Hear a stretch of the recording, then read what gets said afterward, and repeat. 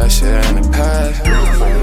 Yo, YouTube, welcome back to another video. Today we have Tommy NFG back again. We've been enjoying these Tommy FG videos. Toilet bowl of streaming cake. Now listen, we stream on OkOrbit / Twitch TV. Now you can join and have a ton of fun with us. Kick over the years has been, it started as, oh, go over there for non-censored, get money. You can literally stream hourly and get money, blah, blah. It's been synthesized as a platform where you can really do whatever you, but over the years, I felt like it started to lose its value over, you know what I'm saying? Like over all the years and all the people that went in there, like it's literally a platform for all the degens. I feel like really not dying off, but it's really losing its value. You know what I'm saying? Let me ask you all a question real quick. When's the last time you've seen Kick in your news?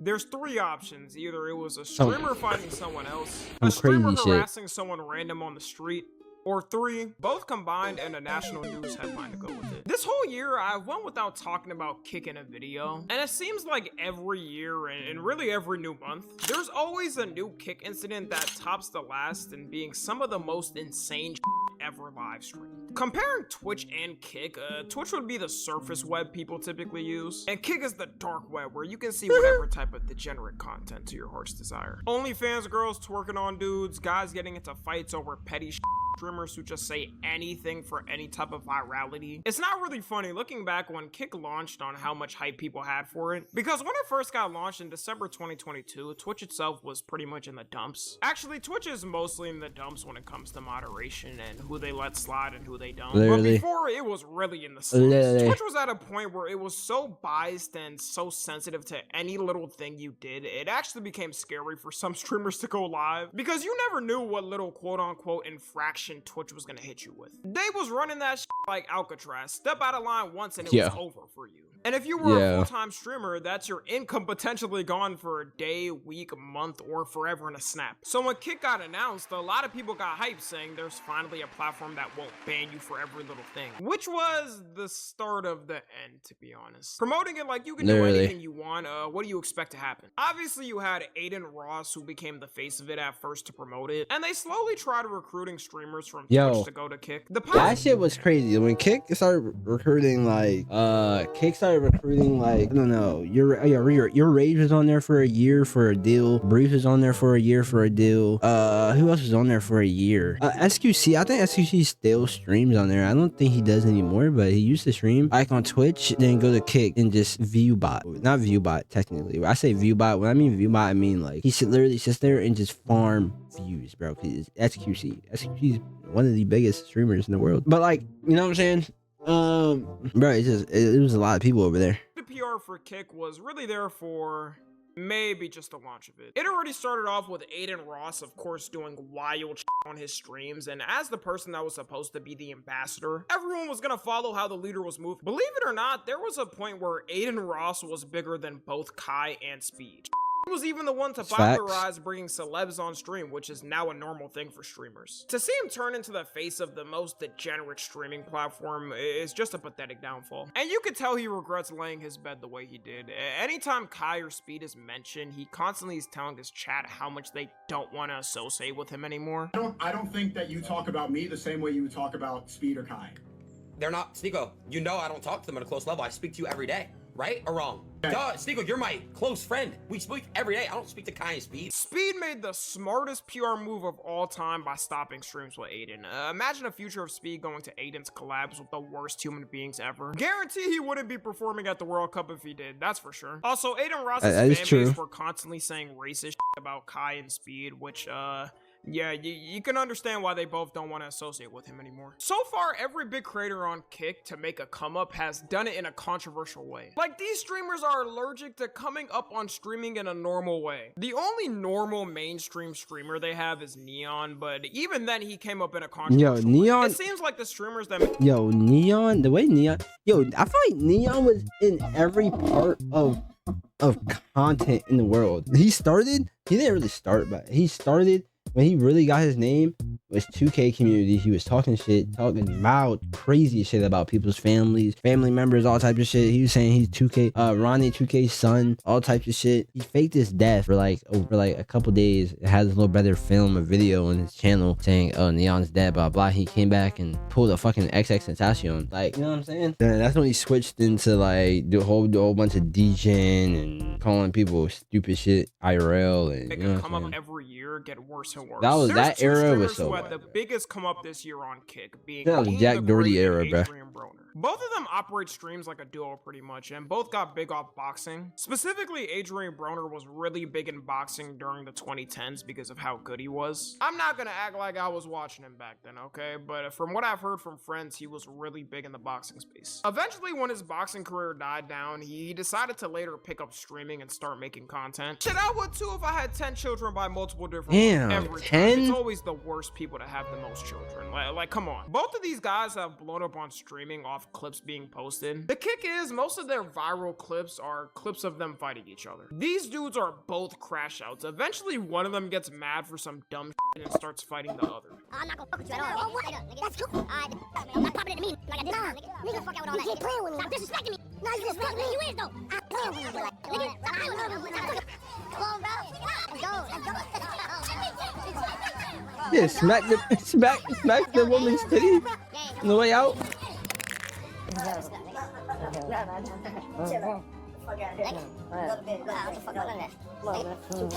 There's more and more clips like this, by the way. It's damn near every other stream they fight each other. For people watching this, I feel like to them it's a Roman Coliseum fight with the people in the stands wanting any blood shed. People in their chats are constantly spamming for them to fight. Yeah, stop showing this EVP nigga, bro. Adrian Broner also has a crazy drinking problem, and the chat seems to encourage it. This man is passing out on stream, yelling at random people on stream drunk as hell. It's giving vibes of stepdad coming home at midnight after an awful work day and being at the bar, then coming home to take it out on his kids. Adrian Broner has had multiple moments on stream where he makes some inappropriate advances on women. There's a specific one where he slaps this girl on her ass after she gets up, completely unprompted, by the way. And when she walked away uncomfortable, he was going to press her about it until he was stopped by Dean. Mind you, this man is 37 and that girl is 19. It's not like age matters, because what he did was disgusting to anyone no matter their age, but the age does make it worse. Mind you, he also has daughters as well. I wonder how he'd feel if his daughter grown up had that happen to her by some random dude. And the fact that he did this on camera, I can only imagine how worse he is off camera. Just recently, he also got sued by a woman who was on his stream who accused him of SA. Because this was streamed to the internet, you can actually see the stream online where this allegedly happened. I'm not trying to get this video taken down, so you can fully look at it yourself, but it's not looking good for him. He's proven time and time again how weird he is around women. I wouldn't be surprised if this lawsuit fully goes through and she's successful. And both of their accounts never got any suspension or ban for this, because in reality, they're too big for Kick to lose. Kick has such a small amount of streamers who are mainstream, you'd have to do something like kill someone to probably get a ban. The reason why Kick hasn't failed in the way people thought, like it completely shutting down and going ghost, is because Kick has one of the craziest streamer clipping programs of all time. Kick has Discords where they pay people certain amounts to post clips with the Kick logo. So if you ever see a clip with the Kick logo on, you know why. Clavicular himself spends around $650,000 a month on them, although he says Kick does it for him. I don't know how sustainable this is as a social media ecosystem, but it can't be by that much. You're telling me for the rest of the time they'll be doing this while Kick doesn't make any money? At least with Twitch, they have Amazon backing them. Stake is no Amazon. And you could say with certain Twitch streamers, they pay clippers to post, which is true. But there's also clippers who do it without getting paid directly and just get paid off the views they get. So far, with all the money Kick has spent on clippers, it still only has 11% of the streaming market share. That's honestly better than I thought. I thought it was going to be like 5%. Crazy. Also, if they didn't have people like Drake promoting it, the numbers would probably be different. Kick also still lacks in basic things that Twitch has and is slow at adding updates. Just this month, they finally managed to add unban requests. For a company that prides itself on being way better than Twitch, they sure are slow with adding any updates and having any type of smoothness on stream. I don't know what they were doing all this time to not have that feature. It's not like it's a brand new feature never made on social media. Kick not having basic features was one of the reasons why it failed at at the start. Yeah, that's The why amount some of people momentum walked they away. had of signing different streamers at the start just for it to die down because they didn't want to update it, like it was 100% their fault. Kick not having these features is the equivalent in modern times of a car brand launching and not having Apple CarPlay in it or USB ports. Also, until they get these corny racist streamers banned, it's always going to be buns. There's a new person trying to take Chud the Builder's place, and I'm not even going to say his name to give him attention, but people are calling this dude the Mexican Chud the Builder because he's doing the same thing, harassing black people and random people on the street. The fuck? Like, I hate one. Yo, what the fuck? Shut your bitch up. Yeah, you could tell his heart is not in it, and his look right back at the bro, he doing that shit for the fashion. Yo, if that nigga said that to any other person that actually was on that with him, bro, he doing that shit for the fashion. You don't even believe saying that, bro. He feel embarrassed saying that word. You don't even feel it in his heart. He don't even feel it in his heart when he say them shit. Look at his face. Holy. Camera for validation is embarrassing. He also got his ass beat and pressed after doing this. Crazy how these dudes operate on being so bold, saying these slurs in front of these people's faces, only to fold like a pancake. Oh my god, he got ran down on? Kick for some reason has not banned this dude and kept him on their platform. Mind you, it's not like he's super big and mainstream like other streamers I showed. This dude has less than 1,000 followers on Kick. In what world does it harm Kick to take him off the platform and move on? Mind you, in their TOS, it says one of their rules is you can't harass random people on the streets. Also, speaking of finances, I wonder how Kick hasn't gone bankrupt off the streaming contracts they were giving out. Does nobody remember they gave XQC an $100 million contract to stream on Kick? That was more than LeBron's Laker deal. It's hilarious because he dual streams and still gets 80% of his viewers from Twitch. Dropping $1/10 of $1 billion on someone and not even getting exclusive access is diabolical. Man, if I drop that much money on someone, I'm having you for a life. XQC literally farmed that shit. Farmed it. He literally farmed that. He dead ass just farmed that. That shit was so easy lick for him, bro. He sat there. All he did was put on a video, leave the camera for a minute, leave the camera for activate, came back. What the fuck are you talking about? Contract. They also still feature Drake a lot, which I assume they have to be paying a bag on that. I mean, they got this man Drake barking at goth girls on stream. You can look me dead in my eyes. If you say do it, I would. Would you bark for me?